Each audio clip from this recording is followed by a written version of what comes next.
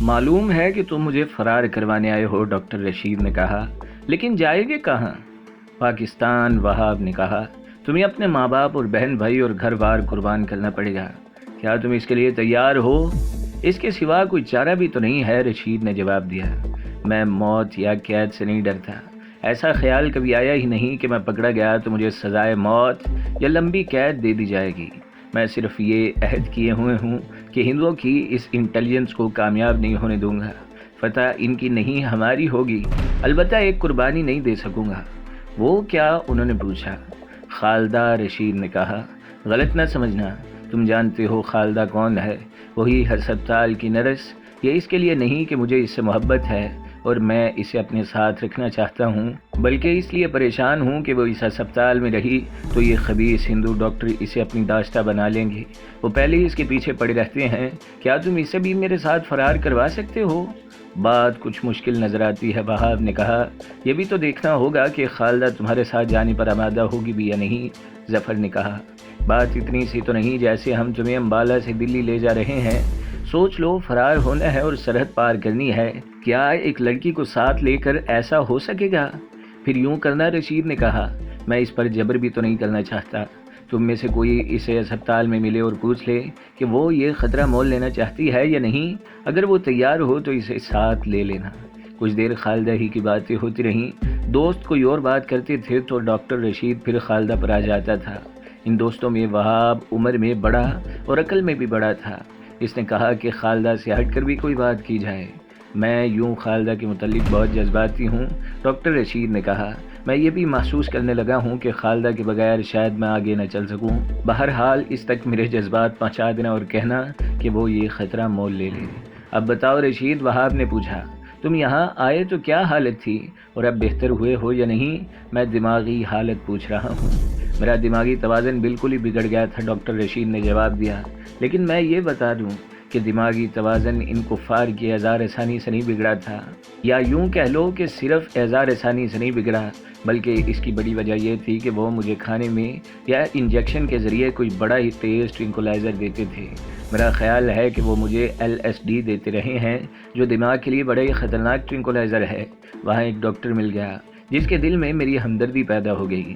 اس نے ایک دوائی چوری چھپے دے دی تھی، وہ میں کھانے کے بعد لیتا رہا۔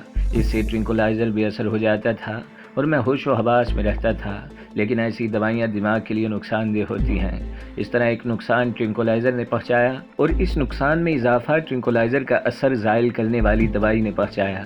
جسمانی اذیتیں تو مجھے ایسی دی گئیں کہ میرا زندہ رہنا ایک معجزہ ہے۔ ان کی وجہ سے میرے جسم میں قوت مدافعت رہی ہی نہیں تھی۔ اس کا بھی دماغی توازن پر اثر پڑنا لازمی تھا۔ بہرحال وجہ کچھ بھی ہو، میرا شعور ختم ہو گیا تھا۔ کئی ایک باتیں یاد ہی نہیں رہیں۔ مجھے بالکل معلوم نہیں کہ یہاں اس پاگل خانے میں قبر کس طرح لایا گیا تھا اور کون لایا تھا۔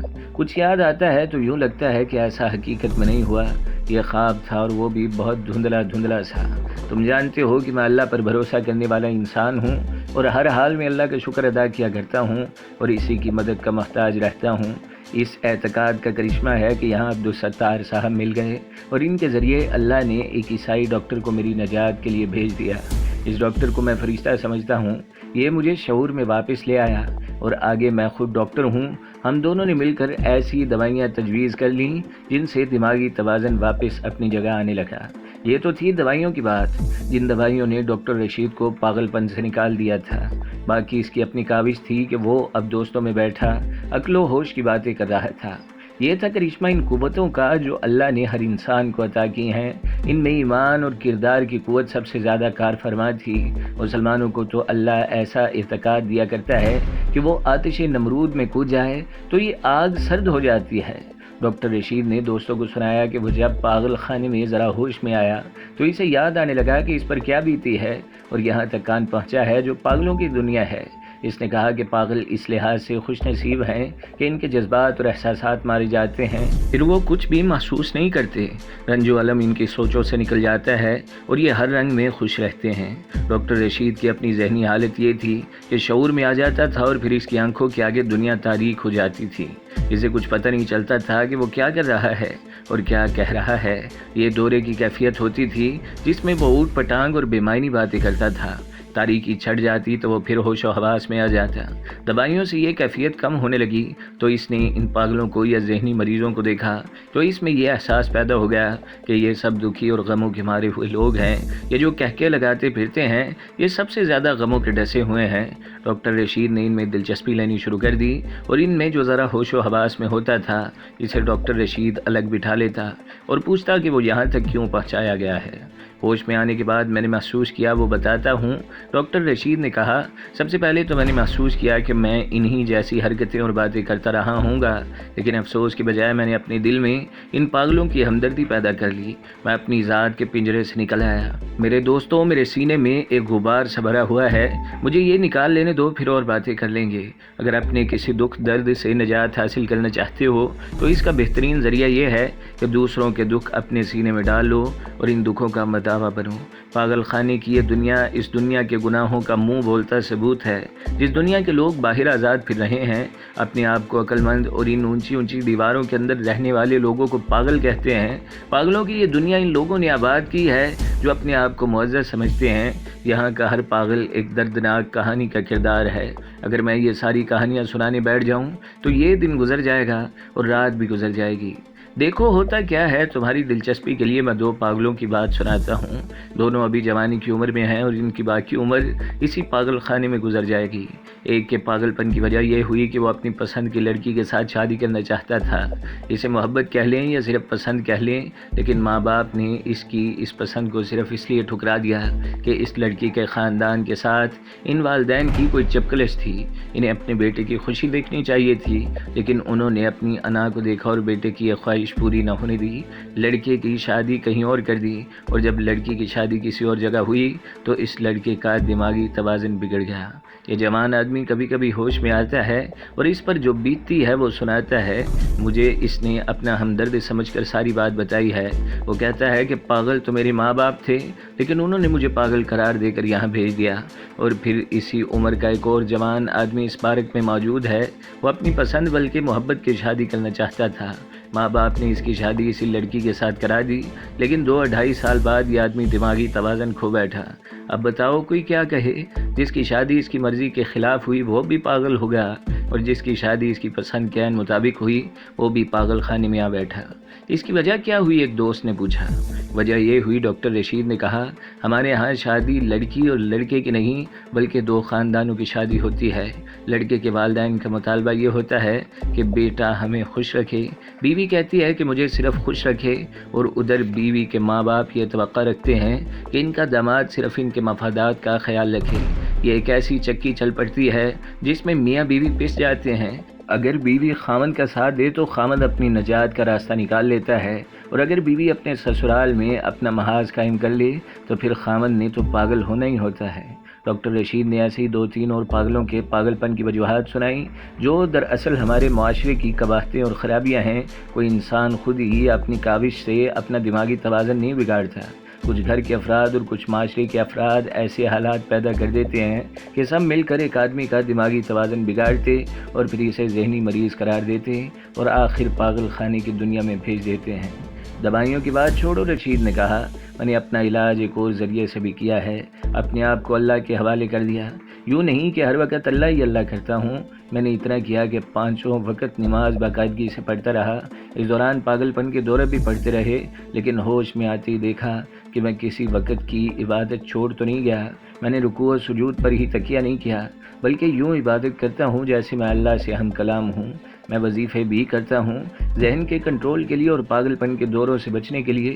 میں نے دیکھا ہے کہ وظیفہ بڑی کارآمد چیز ہے، بشرطیہ کہ وظیفہ یکسوئی سے کیا جائے۔ وہ میں نے کیا اور کر رہا ہوں، اور اس کے اثرات بھی دیکھے ہیں۔ میری روحانی قوتیں بیدار ہو گئی ہیں اور ان قوتوں نے معجزہ کر دکھایا۔ پھر یہ بھی تو دیکھو کہ اللہ نے مجھے کس طرح اجر سے نوازا ہے۔ عبدالستار صاحب کا یہاں مل جانا، اور پھر ان کا امبالہ میں وہاب سے جا ملنا، اور پھر ڈاکٹر ولیم کا یہاں آ جانا، اللہ کا اجر نہیں تو اور کیا ہے۔ اللہ گواہ ہے، مجھے کوئی افسوس نہیں کہ میں کتنی اچھی حیثیت کا مالک تھا اور اب پاگل خانے میں پڑا ہوں۔ اس پاکستانی کو اسپتال سے فرار کرا کے میں نے کفار کے خلاف جہاد کیا ہے، اور جہاد ہر مسلمان کے ایمان کا جزو ہے۔ ڈاکٹر رشید کی بات پوری نہیں ہوئی تھی کہ عبدالستار اور ڈاکٹر ولیم آ گئے۔ عبدالستار نے کہا کہ اور زیادہ یہاں بیٹھنا ٹھیک نہیں، اب چلنا چاہیے۔ مختصراً فرار کی بات ہوئی، لیکن عبدالستار نے کہا کہ کل صبح ایک ملاقات اور ہوگی، باقی باتیں کل سے ہی۔ عبدالستار 3 دوستوں کو ساتھ لے کر چلا گیا۔ ڈاکٹر ولیم ڈاکٹر رشید کے پاس رک گیا تھا۔ ڈاکٹر عبدالرشید کو آگرہ کے پاگل خانے سے فرار کرانے کے لیے 3 تو اس کے دوست تھے، چوتھا ڈاکٹر ولیم تھا، 5واں عبدالستار تھا، اور اسے پناہ دینے کے لیے اللہ تعالیٰ نے جلندھر کا ایک اثر و رسوخ والا چودھری بھیج دیا تھا۔ ان سب کو پوری امید تھی کہ وہ ڈاکٹر رشید کو خیر و عافیت سے سرحد پار کرا دیں گے، لیکن صغیر انڈیا کے ایک جنگلاتی اور پہاڑی علاقے میں تنے تنہا چلا جا رہا تھا۔ یہ اس کی ہمت تھی، جذبہ اور حوصلہ تھا کہ وہ ایسے دشوار گزار علاقے میں یہ امید لگائے چلا جا رہا تھا کہ ایک نہ ایک دن سرحد تک پہنچ جائے گا اور پھر اس کا اپنا وطن اسے گود میں لے لے گا۔ کیا اس کے لیے یہ ممکن تھا؟ اس کا عزم ایسا تھا جو ناممکن کو ممکن بنا دیا کرتا ہے، لیکن قرائن اور دیگر احوال و کوائف اس کے خلاف تھے۔ کوئی رہنما نہ تھا، فاصلہ بہت ہی زیادہ تھا۔ وہ پاپیادہ اس زمین پر چلا جا رہا تھا۔ یہ زمین پر چٹانیں اور ٹیکریاں ابری ہوئی تھیں، کوئی راستہ نہ تھا اور اسے یہ انتہائی کٹھن مسافت پیدل طے کرنی تھی۔ وہ دن ساون کی برسات کے دن تھے۔ آسمان پر کالی گھٹاؤں اور سفید بادلوں کے ٹکڑے منڈلاتے رہتے تھے، جو کسی بھی لمحے اکٹھے ہو کر موسلادھار مینہ برساتے اور سارے جنگل کو جل تھل کر دیتے۔ ندی نالے چڑھ جاتے اور چھوٹے موٹے درختوں کو جڑوں سے اکھاڑ کر اپنے ساتھ بہا لے جاتے۔ راستے مسدود ہو جاتے اور صغیر جیسے مسافر کو سیلاب گزر جانے کا انتظار کرنا پڑتا۔ سب انسپکٹر سندر داس جب صغیر کی تلاش میں سنیاسیوں کے پاس آیا اور طاقت کی دوائی لے کر چلا گیا، اس وقت صغیر وہاں سے 2-2.5 میل دور پہنچ چکا تھا۔ اب پولیس اس تک نہیں پہنچ سکتی تھی۔ سنیاسیوں کے بڑے محنت کو افسوس رہا۔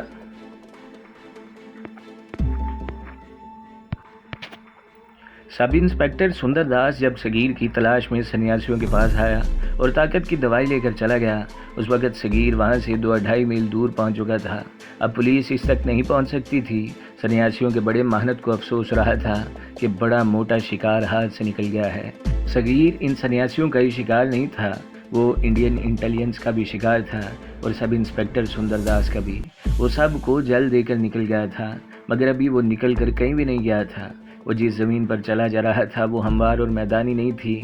چھوٹی بڑی چٹانیں، ہرے بھرے ٹیلے اور سرسبز ٹیکریاں اس کا راستہ روک رہی تھیں۔ ہر چند قدموں پر اسے دائیں یا بائیں مڑنا پڑتا تھا۔ اس نے دماغ کو حاضر رکھا۔ وہاں خطرہ یہ تھا کہ یوں دائیں بائیں مڑتے کہیں وہ پیچھے کوئی یا غلط سمت کوئی نہ چل پڑے۔ اس نے سورج کو اپنا رہنما بنا رکھا تھا۔ اب وہ جس جنگل بیابان میں جا رہا تھا وہاں دور دور تک کوئی آبادی نہیں تھی، اور جنگل اس لحاظ سے خطرناک تھا کہ وہاں کچھ درندے رہتے تھے۔ ایک تو بھیڑیے تھے جو 4-4 6-6 کے گروہ میں گھومتے پھرتے رہتے تھے۔ دوسرے ریچھ تھے جو انسانوں اور کمزور جانوروں پر حملہ آور ہوتے اور چیر پھاڑ کر کھا لیتے تھے۔ ایک اور درندہ بھی تھا جو شیر کی نسل کا تھا، اسے جاگر کہتے ہیں۔ شکل و صورت اور رنگ وغیرہ بالکل شیر جیسا، لیکن شیر کی طرح انسان پر حملہ آور نہیں ہوتا۔ پہلے وہ اپنے آپ کو بچانے کی کوشش کرتا ہے، لیکن خطرے کی صورت میں وہ شیر ہی کی طرح حملہ آور ہوتا اور چیر پھاڑ شیر جیسی کرتا ہے۔ اس میں ایک وصف یہ ہے کہ درختوں پر چڑھ سکتا ہے۔ اس کی آواز شیر یعنی ٹائیگر سے بالکل مختلف ہوتی ہے، خرر خرر کی آواز نکالتا ہے۔ بہرحال یہ خطرناک درندہ ہے۔ پھر ایک اور جانور بھی تھا جو بظاہر بے ضرر لیکن ہجوم کی صورت میں خطرناک بھی ہو سکتا تھا۔ یہ تھے بندر جو 100 150 کے غول میں جنگلوں میں گھومتے پھرتے رہتے تھے۔ اگر کوئی انسان ان کے کسی کام میں یا ان کی محفل میں خلل انداز ہوتا تو پھر بتایا نہیں جا سکتا کہ ان کا رد عمل اور جوابی حملہ کس قدر خطرناک ہوگا۔ صغیر نے اور تو کوئی درندہ نہ دیکھا، اسے بندروں کا ایک غول نظر آیا۔ اسے دیکھ کر بندر ایک درخت پر چڑھ گئے، لیکن وہ بڑی غصیلی آوازیں نکالتے صغیر کو دیکھ رہے تھے۔ صغیر کو معلوم تھا کہ ہندوستان میں بندر کو ہلاک کرنا بہت بڑا گناہ ہے اور ہندو یہ گناہ معاف نہیں کیا کرتے۔ آبادیوں سے دور اس جنگل میں دیکھنے والا کوئی نہ تھا کہ صغیر نے 1-2 بندروں کو ہلاک کر ڈالا ہے، لیکن اسے معلوم تھا کہ یہ اتنا بڑا غول جب دیکھے گا کہ اس کے 1-2 ساتھیوں کو مار دیا گیا ہے تو وہ حملہ کر دے گا۔ بہرحال صغیر اس حقیقت سے آگاہ تھا کہ بندر وہی اچھا لگتا ہے جو مداریوں کے پاس ہوتا ہے۔ اسے ضرورت محسوس ہوئی کہ اس کے پاس اپنے بچاؤ کے لیے کوئی ہتھیار ہونا چاہیے۔ جیب میں ایک لمبا چاقو تھا جو بوقت ضرورت فوراً نہیں نکالا جا سکتا۔ صغیر کو گرا ہوا ایک درخت نظر آیا جو خاصی حد تک سوکھ چکا تھا۔ صغیر نے ایک لمبی اور موٹی شاخ توڑی اور چاقو سے اس سے چھوٹی چھوٹی شاخیں کاٹ پھینکی اور ایک لاٹھی بنا لی۔ یہ اتنی موٹی تھی کہ اس کی ایک زوردار ضرب کسی انسان یا کسی حیوان کے سر پر پڑتی تو اسے کچھ دیر کے لیے حواس باختہ کر سکتی تھی۔ سورج سر پر آ گیا تھا۔ گھٹاؤں اور بادلوں کے ٹکڑے بار بار سورج کے آگے آ کر اس کی تمازت کو کم کر رہے تھے۔ ویسے بھی اس علاقے میں گرمی بہت ہی کم تھی، زیادہ ہوتی تو بھی صغیر کو چلنا تھا اور اس علاقے سے جس قدر جلدی ہو سکتا نکلنا چاہیے تھا۔ چلتے چلتے وہ اچانک رک گیا۔ وہ دلی کی طرف جا رہا تھا۔ سنیاسیوں کے جس آدمی نے اسے خبردار کیا تھا کہ اس کی جان خطرے میں ہے، اس نے صغیر کو دلی کا راستہ بتایا تھا۔ اس نے کہا تھا کہ وہ کسولی تک پہنچ جائے تو وہاں سے اسے ریل گاڑی مل جائے گی جو دلی پہنچا دے گی۔ صغیر نے یہی راستہ بہتر سمجھا تھا۔ اس نے اپنا جائزہ لیا۔ اسے یقین سا ہو گیا تھا کہ اب اس کی شناخت بہت مشکل ہو گئی ہے۔ داڑھی لمبی ہو گئی تھی اور سر کے بال بھی لمبے ہو گئے تھے۔ اس نے 2 روز پہلے ایک سنیاسی کے کپڑے پہنے تھے، ایک پاجامہ تھا اور اوپر لمبا کرتا۔ یہ کھدر کے کپڑے تھے اور ان کا رنگ جوگیا تھا۔ اس نے مذاق سے 15-16 موٹے منکوں والی ایک مالا گلے میں ڈال لی تھی۔ من کے مختلف رنگوں کے تھے۔ ایسی مالا جوگیوں اور مسلمانوں کے ملنگوں کے گلے میں دیکھی جاتی ہے۔ صغیر کو اس خیال نے روک لیا تھا کہ وہ کسولی سے ریل گاڑی پر سوار تو ہو جائے گا اور امید تو یہی ہے کہ اسے کوئی پہچان بھی نہیں سکے گا اور ریل گاڑی اسی دلی بھی پہنچا دے گی۔ لیکن دلی جا کر وہ کیا کرے گا؟ دلی جانے کا مطلب یہ تھا کہ وہ سرحد تک اپنا سفر اور زیادہ لمبا اور پرخطر کر رہا تھا۔ وہاں سے دلی بہت ہی دور تھی۔ صغیر کی منزل سرحد تھی جسے پار کر کے پاکستان میں داخل ہونا تھا۔